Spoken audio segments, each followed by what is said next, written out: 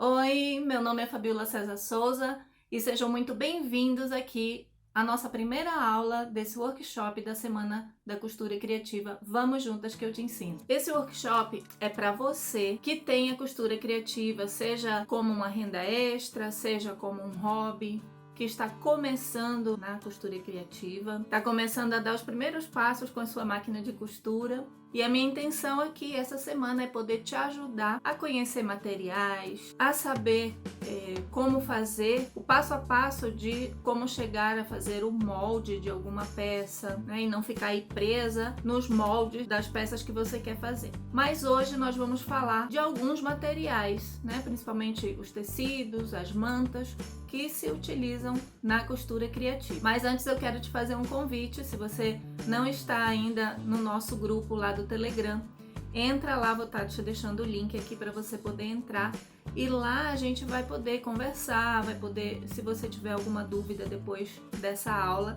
você pode ir lá deixar suas dúvidas que eu vou te responder e a gente vai ficar um pouquinho mais próxima. Mas então o que acontece com os materiais na costura criativa? Você já deve ter visto que a maioria das professoras de costura criativa que você vê aí pelo YouTube, elas trabalham com o tecidinho tricoline, né? A maioria. Mas será que a gente só tem o tricoline para poder trabalhar? Não, é isso que eu venho te mostrar aqui. Nós temos uma imensa variedade de tecidos no mercado que a gente pode estar utilizando. Qualquer tipo de tecido você consegue transformar ele numa bolsa, transformar em alguma outra peça. Então o Oxford, eu consigo trabalhar com o Oxford? Consegue. Consigo trabalhar com o brim? Consegue também. No jeans, por exemplo, a gente consegue fazer inúmeras peças com ele. Aqui mesmo no canal eu já ensinei o passo a passo de uma bolsa a partir de uma calça jeans. Então, qualquer retalho que você tiver, seja de uma roupa que você não quiser mais usar, de uma cortina que você já não precisa, então você pode pegar esses tecidos e transformar em alguma peça. Mas o importante é a gente saber a estruturação dessa peça, porque, por exemplo, aqui eu tenho o Oxford, tá? Aqui esse é um pedacinho de Oxford, que esse aqui foi um pedacinho que eu utilizei numa das peças que eu fiz aqui para o canal, que eu fiz ele, utilizei ele para o forro. Mas você vê que no mercado a gente acha inúmeras estampas de Oxford, do Oxford, e a gente pode estar utilizando, tá?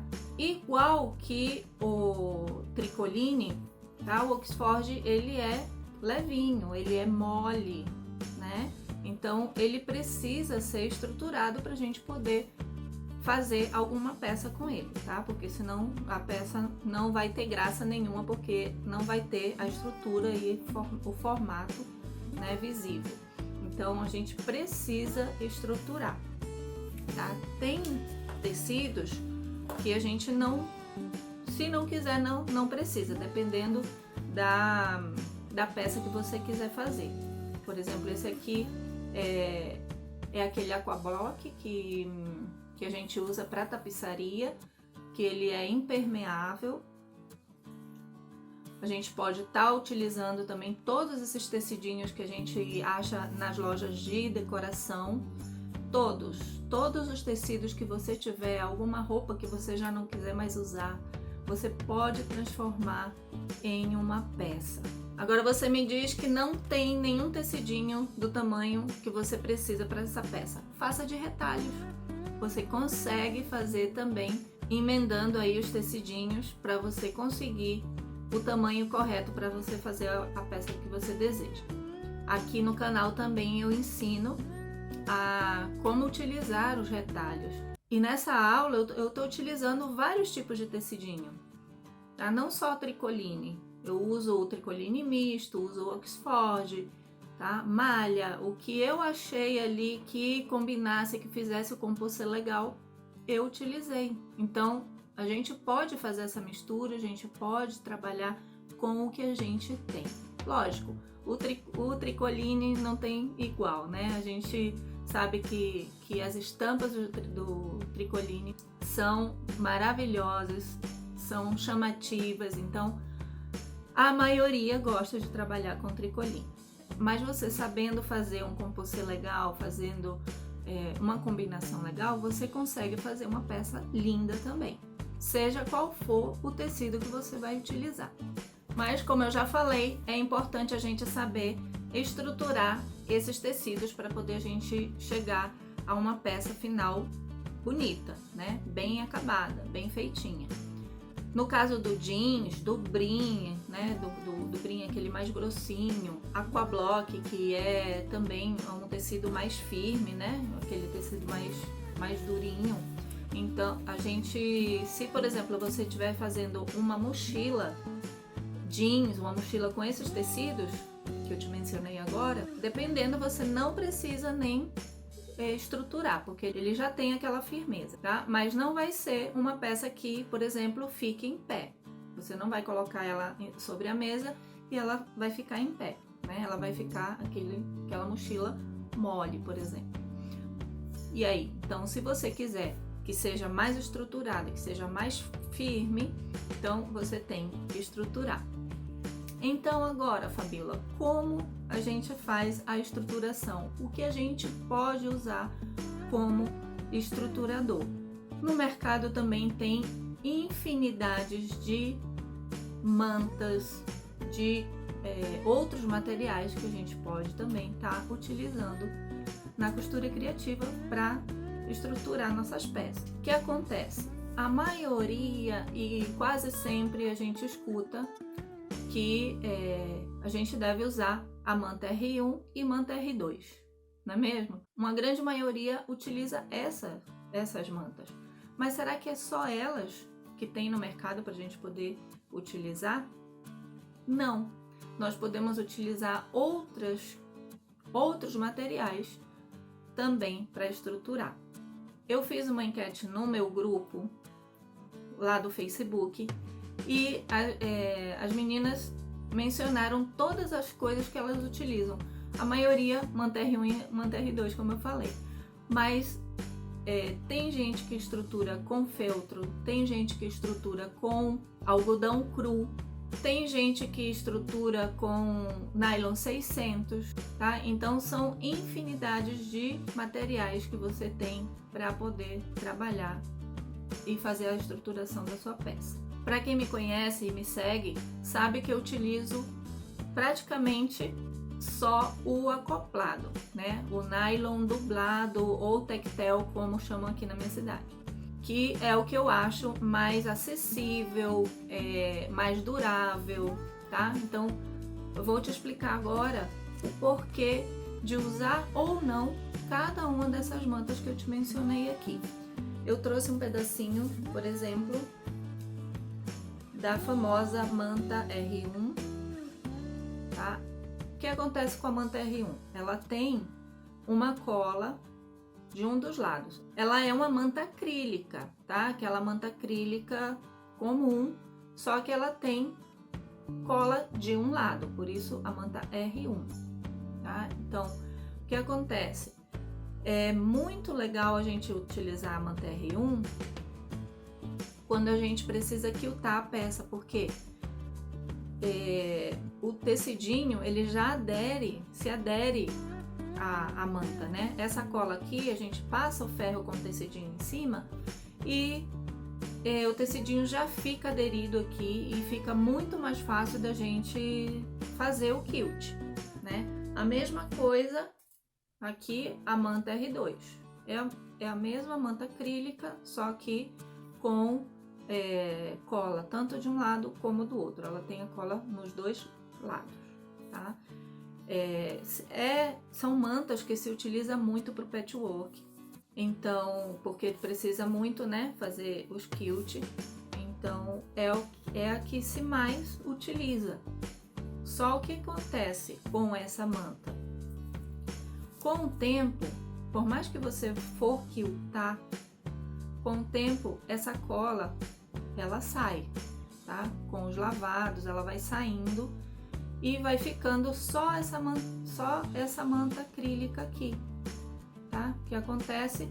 A peça vai ficando deformada, entende? A peça vai ficando deformada. A mesma coisa que acontece com a manta R2. Aproveitando, eu quero te deixar uma dica, justamente porque acontece isso com a manta, né, que a gente utiliza para as nossas peças. É importante a gente falar para os nossos clientes, né, para as nossas clientes, que uma peça de costura criativa, né, ela tem que ser lavada com delicadeza, né? A gente tem ou lavar à mão, né, não colocar na máquina de lavar, né, porque senão a peça vai ter uma vida útil muito menor, né?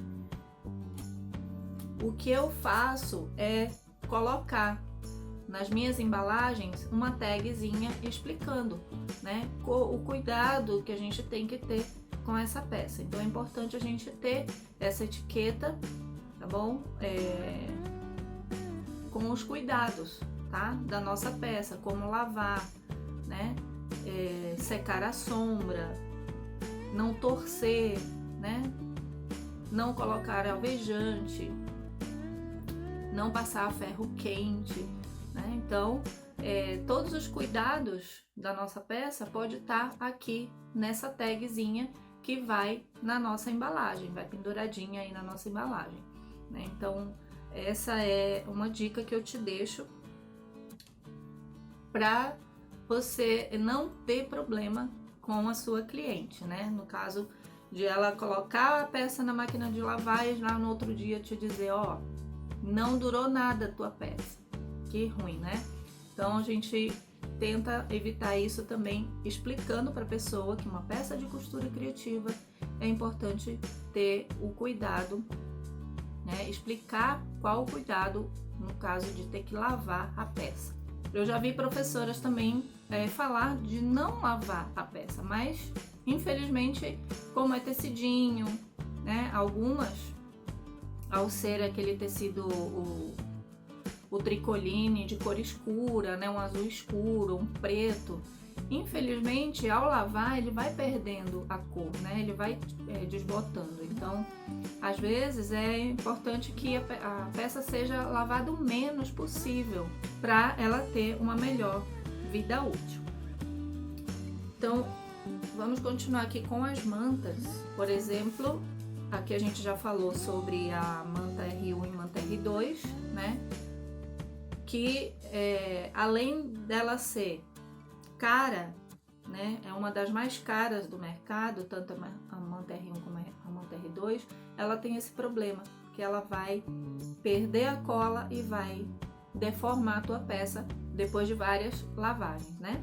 Tem gente que usa, eu nunca usei, o feltro, também como estruturador, ele funciona, tá? Funciona como estruturador porque ele tem uma certa firmeza. Só que acontece, olha aqui, ele também vai se deformando, tá? Com as lavagens, tá? Com o mau uso. Então, ó, a peça pode ficar toda deformada, né? E a gente não quer isso. Mas se é uma peça que não vai ter muita lavagem, né, que a gente não vai precisar estar lavando tantas vezes, serve também como estruturador.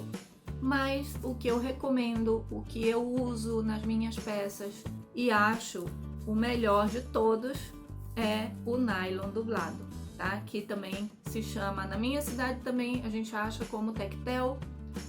Tá? Outros lugares também se chama nylon dublado, então você tem aí uma variedade de nomes para poder procurar ele, tá?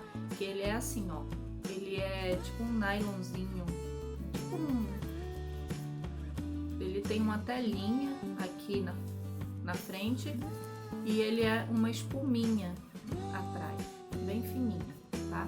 Então o que acontece? Ele não deforma, tá? Ele não deforma. Ele dá uma estrutura muito boa nas peças. O único que tem é que você não pode passar porque ele não aguenta o calor muito forte, tá? Às vezes eu até dou uma passadinha assim só para estirar um pouquinho, já com o tecidinho, né, tudo quiltado. Então às vezes quando é preciso eu dou uma passadinha assim, mas muito de leve, só para estirar um pouquinho do tecido, mas ele não aguenta calor, tá? Então esse daqui é uma das coisas que aí é quando a gente tem que pensar, né, que tipo de peça a gente vai fazer. Então aí vai ser a manta que você vai escolher para fazer a sua peça. Um outro material que a gente tem para estruturar nossas peças é uma espuma, que essa eu mostro, tá? Eu vou mostrar uma, só que ela é mais grossinha, que eu tenho aqui, tá? A que a gente usa para estruturar, ela é a metade dessa aqui. Eu não tinha para mostrar para vocês, mas ela é bem mais fininha, tá? Ela é mais ou menos daqui do grosso, um pouquinho mais que aqui o nosso acoplado, tá? Mas é esse tipo de espuma aqui, tá? Então esse aqui você também pode estar utilizando, é barato. Aqui onde eu moro, a gente encontra pelo mesmo preço do acoplado, tá? E é legal porque ele dá um relevo nas peças, né? Quando a gente quilta, ele fica com um acabamento muito legal, tá? Mas quando a gente faz o matelassé, então ele fica em relevo, fica muito, muito legal, tá? E é baratinho, é mais uma forma da gente estruturar nossas peças. Mas eu já te falei aqui de vários materiais que você pode estar utilizando para estruturar as tuas peças. Mas o que acontece? Talvez você more numa cidade que você não encontre nenhuma desses materiais. Então o que você vai fazer? Você vai testar. Vai testar com o tecido que você tem. Para estruturar, você pode estruturar com o mesmo tecido, com um tecido mais grosso, né?